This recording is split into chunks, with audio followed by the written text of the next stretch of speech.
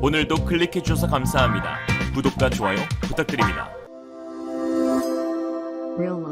최근 한국의 차세대 초음속 전투기 KF-21이 비행시험에서 마 1.0 돌파에 성공하자 언론에서는 인도네시아 국영 항공 제작업체인 PTDI가 KF-21 CJ-5호기를 활용해 올해 안으로 시험 비행을 추진 중이며 이내 인도네시아 조종사들이 대거 파견될 것이라는 보도가 나왔습니다. 이는 그동안 카이의 방침이었던 노머니 노게인, 즉 분담금을 내지 않으면 시지기도 없다는 입장과 상반된 것으로 많은 국내 네티즌들을 붕괴하게끔 하였는데요. 이런 상황 가운데 이례적으로 카이가 보도 내용을 반박하여 화제가 되고 있습니다. 카이는 인니 조종사 시험비행 보도 하루 뒤 인도네시아 조종사들의 비행시험 계획은 없다며 선을 그었고 분담금 미납 문제가 해결되지 않으면 시제기를 내줄 수 없다는 입장은 변함이 없다고 하였습니다. 그렇다면 도대체 어디서 인니 조종사 탑승 이슈가 언급되었던 것일까요? 사실 이는 인도네시아 언론들이 희망사항을 확인도 없이 허언으로 보도한 데에서 시작합니다. 인도네시아 군사 매체 에어스페이스 리뷰는 지난 1월 18일 KF-21은 애프터 버너도 없이 초음속 돌파에 성공했는데 이는 낮은 연료 소비와 함께 슈퍼크루즈 기능 덕분에 달성할 수 있었다며 KF-21의 초음속 비행 소식을 다루면서도 가장 큰 문제는 과연 보라매는 인니 공군에게 인도되어 시제기 비행 시험을 할 수 있는가인데 이는 2023년 이루어질 것이고 수기한토 대령과 피렐 중령이 탑승하게 될 것이라고 하였습니다. 해당 기사를 국내 언론에서 번역 보도하면서 마치 카이가 인도네시아 조종사가 시제기 5호기의 비행 시험을 하게끔 허가해 주었다는 오해를 낳기도 했는데요. 사실 이는 모두 인니의 희망사항일 뿐 실제로는 분담금을 내지 않으면 가져갈 수도 탈 수도 만질 수도 배울 수도 심지어 볼 수도 없습니다. 정광선 전 KFX 사업 단장에 따르면 인도네시아의 투자금 납부가 되지 않는다면 개발 완료 후 제공하기로 예정된 기술 자료는 줄 수가 없다. 제공이 약속된 시제기도 가져가지 못한다. 미납금을 주지 않았을 때 인도네시아가 가져갈 수 있는 것은 현지 파견된 엔지니어들이 현장에서 받는 OJT 수준 실습과 그 수준의 경력일 뿐이고 투자금을 인도네시아가 납부하더라도 핵심 기술은 이전이 안 되는데 이는 이미 양국 간 협의가 되어 있다고 했습니다. 한국 정부와 카이가 이처럼 강경한 태도를 취하자 인도네시아는 언론 플레이에 들어가고 있습니다. 인니 매체 존나자카르타에서는 한국이 인도네시아에 약속된 시제기를 주지 않으며 위협을 한다. 러시아가 인도네시아에 수호이 57의 공동 개발을 제안했다. 한국은 인디가 빠지면 규모의 경제 실패로 KF-21 개발을 실패할 것이라는 내용을 보도하고 있는데요. 그러나 이런 프로파간다식의 언론 플레이는 자국에서만 먹힐 뿐 타국에서는 전혀 통하지 않은 얕은 수라는 게 입증되고 있습니다. 라팔에 이어 이제 F-15EX의 구매까지 희망하는 인도네시아는 작년 말 미국 보잉사와 구매 협약 자리를 가졌는데 당시 보잉사 임원들은 조코 위도도 대통령 면전에 인도네시아가 한국에 미납한 사례를 직접 언급하며 자금 조달 능력에 큰 의문을 가지고 있어 일시불이 아니면 구매할 수 없다고 못 받기도 하였죠. 특히 최근 폴란드 공군 이리네즈 노박 준장의 방한 당시 인터뷰가 인도네시아를 멘붕에 빠뜨리기도 했는데요. 노박 준장은 당시 FA-50 탑승뿐만 아니라 KF-21의 시뮬레이터에도 탑승했다고 밝혔는데 그는 자신이 외국인 조종사로서는 최초로 KF-21 시뮬레이터에 탑승했다며 한국이 자체 개발한 KF-21의 사업 전망은 매우 유망하고 조종사로 깊은 감명을 받았다라고 한 것입니다. 즉 한국에 파견된 인도네시아 조종사들은 명목상 공동개발국임에도 불구하고 KF-21의 시뮬레이터조차 탑승하지 못했다는 사실이 드러난 것인데요. 한국과 카이는 인도네시아의 날강도식 협상 전략, 그러면서도 더 비싼 기체는 잘만 구매하는 기만에 질려 손절을 위한 제3국가 루트를 찾아보고 있는 것으로 보입니다. 사실 한국은 인도네시아가 아니더라도 다른 경쟁 국가에 팔아버리면 그만인데요.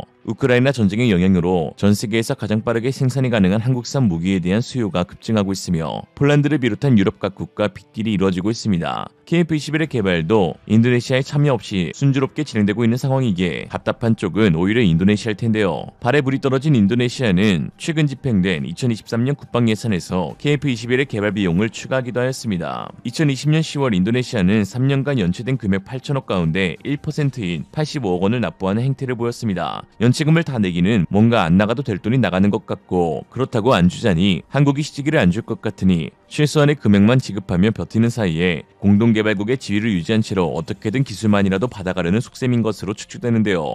그러나 대한민국 방산업계는 세계에서도 내놓으라 하는 계약 경력을 지닌 집단이기에 이런 눈 가리고 아웅식의 행동에 ADD나 방산업체가 놀아날 가능성은 희박하며 오히려 인도네시아가 아닌 다른 사업 파트너를 본격적으로 찾는 계기가 되고 있습니다. 이런 상황 가운데 최근 놀라운 소식이 전해졌습니다. 지난 지난 17일 카이와 아랍에미리트가 역사상 최초로 항공기 공동개발 양해각서를 체결한 것인데요. 그러면서 다목적 수송기 공동개발을 추진했는데 이는 화물운송, 여객운송, 특수임무 수행 등 다양한 용도에 쓰일 수 있는 항공기입니다. 이 자리에서 UAE 타와준 경제위원회는 막대한 개발비에 투자를 감행할 것을 확신하며 한국과의 방산협력은 양국 간의 긴밀한 관계와 한국 무기체계의 뛰어난 가격 대비 성능비, 빠른 납기가 증명되었기 때문이라고 하였습니다. 이런 상황 가운데 아랍권 매체 ECSSR에서 충격적인 보도를 내어 관심을 끌고 있습니다. 최근 군현대와 사업을 도모하며 자국 방산 기술 향상에 사활을 걸고 있는 UAE가 한국의 KF-21 사업 참여에 매우 큰 관심을 갖고 있다는 것입니다. UAE 공군의 현재 상황을 살펴보면 일리 있는 분석인데요. UAE는 현재 운용 중인 노후화된 F-16 전투기를 대체하기 위해 미국 측과 5세대 전투기 F-35 구매를 위한 협상을 진행해왔었는데